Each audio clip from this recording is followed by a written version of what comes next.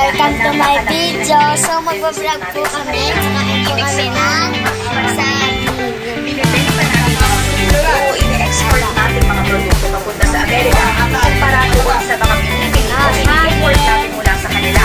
At para sa US, kain po kayo ang po sa akin. Marami po mga pagkakataon ng 1 percentage point mula sa tarifang ipinasok sa Pilipinas dahil ang 90% tariff rate ng Pilipinas ay ang pagkakataon sa mababa tariff rate ng Macau sa Southeast Asia.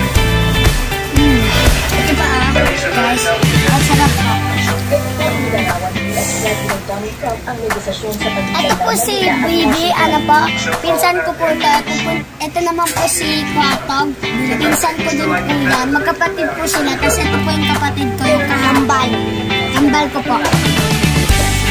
Isang talong nakaw ng Amerika sa bansa kahit na lumalabas sa danas na nasa $4.9 billion ang deficit o ang lakas ng Pilipinas sa pagkakaroon sa Amerika.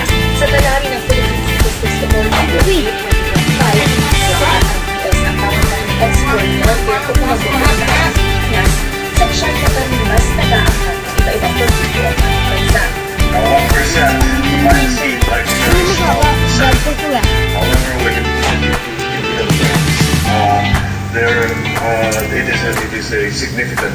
It is a significant achievement.